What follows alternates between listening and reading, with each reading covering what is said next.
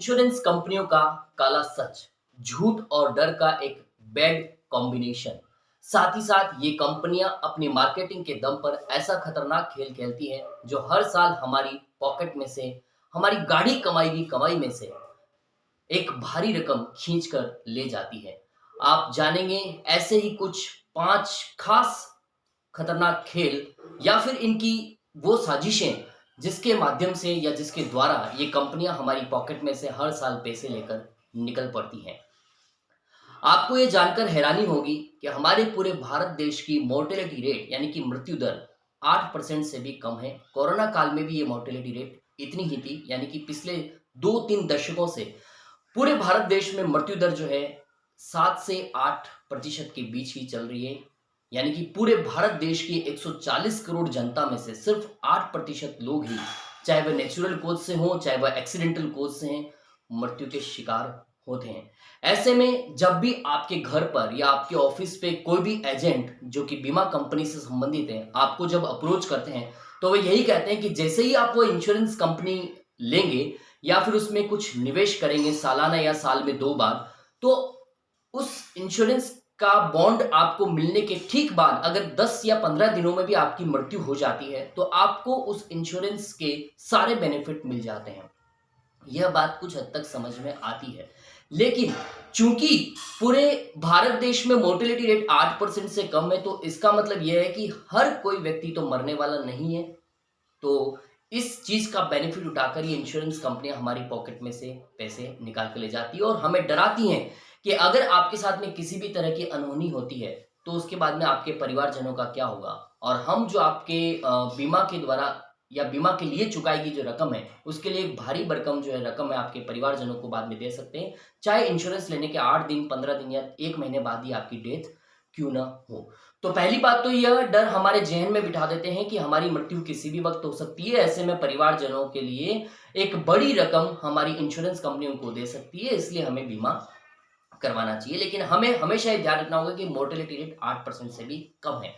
और इसी के साथ एक बात यह भी कि अगर आप में कोई भी तरह की बैड हैबिट्स से मतलब यह कि अगर स्मोकिंग और ड्रिंकिंग आप साल में 4 बार भी करते हैं, तो भी आपको आपके बीमा कंपनी के उस एजेंट को ये इन्फॉर्मेशन देना जरूरी है। क्योंकि अगर आप वह इंश्योरेंस लेने के बाद में अगर आपकी मृत्यु किसी भी वक्त किसी भी समय अगर होती है, और मान लीजिए कि आपने उस समय कोई पार्टी या कोई चीज फंक्शन अटेंड करते वक्त स्मोकिंग की या ड्रिंकिंग करी और वह पोस्टमार्टम रिपोर्ट में आ जाता है, तो कंपनियां सीधा यह कहकर आपका क्लेम खारिज कर सकती है कि जब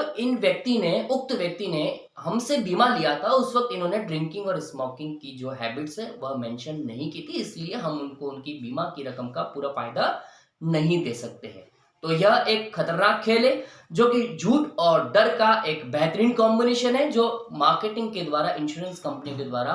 पूरे भारत देश में हम आम जन में फैलाया जा रहा है। दूसरी बात यह कि वे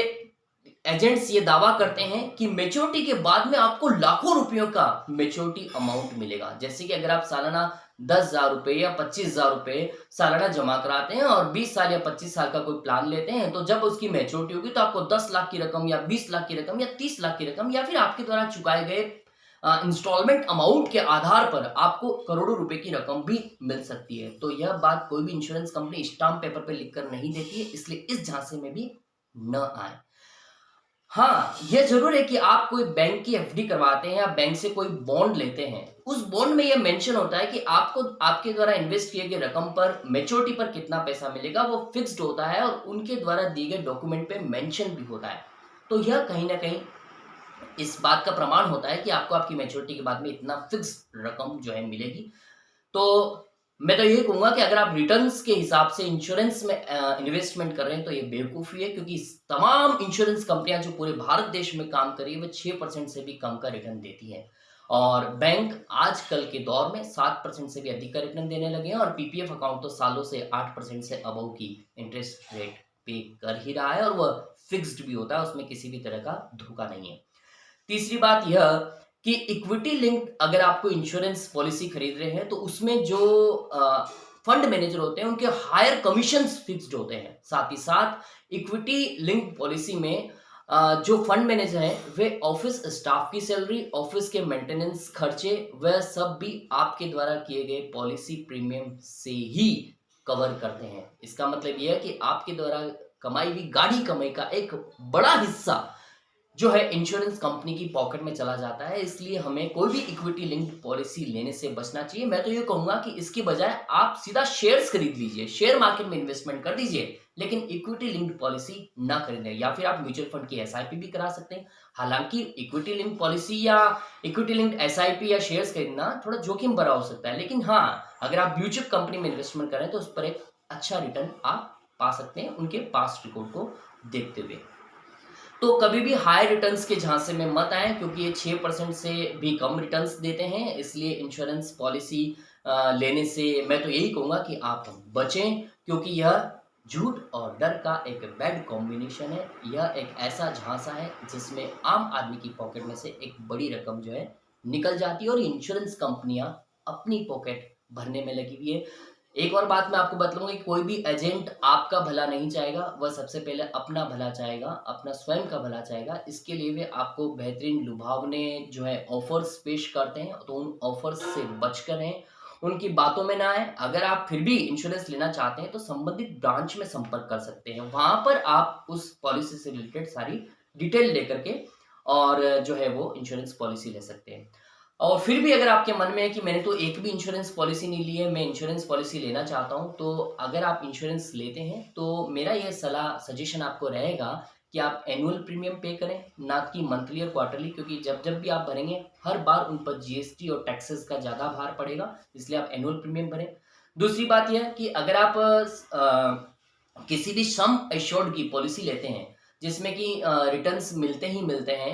जो कि 6% से कम होते हैं, तो उसमें आप एक मेजर डिफरेंस को जरूर नोटिस करें कि आपके द्वारा पे किया गया प्रीमियम सपोज करें कि 25,000 एनुअली है, लेकिन पॉलिसी के बॉन्ड पर डॉक्यूमेंट पे सम एश्योर्ड की रकम जो है वो 1.5 लाख आ रही है या फिर 2 लाख आ रही है, तो उसका 10% यानी कि 1.5 लाख का 10% 15,000 और 2 लाख का 10% 20,000 रुपए ही आपको इनकम टैक्स रिबेट यानी एटीसी के तहत रिबेट मिलेगी। तो सम एश्योर्ड और पॉलिसी प्रीमियम अमाउंट के बीच के इस डिफरेंस को भी जानकर आप जो है इंश्योरेंस पॉलिसी खरीदें। तीसरा, अगर आप स्मोकिंग ड्रिंकिंग थोड़ा बहुत भी करते हैं तो इंश्योरेंस के एजेंट को उस पॉलिसी डॉक्यूमेंट में ये चीज मेंशन करने का जरूर कहें। तीसरा यह कि आप सम एश्योर्ड प्लान ले ही ना, सीधा टर्म प्लान लें, ताकि आप अगर कभी भी मरते हैं, किसी भी कारण से आपकी डेथ होती है, तो आपके घर वालों को एक बड़ी रकम मिलती है। उसमें प्रीमियम अमाउंट भी जो सम एश्योर्ड प्लान होते हैं, ट्रेडिशनल प्लान होते हैं, उससे कम होता है। और पॉलिसी जो भी आपने ली है उसका समय समय पर स्टेटमेंट लेते रहें, उसकी रिसिप्ट लेते रहें और बॉन्ड भी पूरा पढ़ें। साथ ही साथ उसको क्रॉस चेक करते रहें कि क्या क्या बदलाव आए, क्योंकि जो भी पॉलिसियां होती हैं उनमें हर साल जो इनके चार्जेस भी चेंज होते रहते हैं, तो इसलिए इस चीज़ को भी चेक करें। और एजेंट के बेनिफिट के लिए काम न करें, स्वयं के बेनिफिट के लिए काम करें। एक जागरूक और एक सतर्क इन्वेस्टर के रूप में आपका कमाया हुआ मेहनत का पैसा सही जगह इन्वेस्ट करें।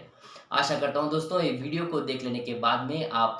आपके द्वारा कमाए गए पैसे का सही इन्वेस्टमेंट ऑप्शन चूज कर पाएंगे और एजेंट्स की बातों में आकर के धोखेबाज इंश्योरेंस कंपनियों में इन्वेस्टमेंट करने से बचेंगे। यह बात तय है कि इनके द्वारा मार्केटिंग के विभिन्न हथकंडों से आपके मन में झूठ और डर का एक बैड कॉम्बिनेशन डाल दिया जाता है और आप अपनी पॉकेट से पैसे निकाल देते हैं। मिलूंगा फिर से आपसे अपने अगले वीडियो में एक और नए इंटरेस्टिंग इन्वेस्टमेंट ऑप्शन या फिर कोई बेहतरीन जानकारी के साथ। तब तक के लिए नमस्कार।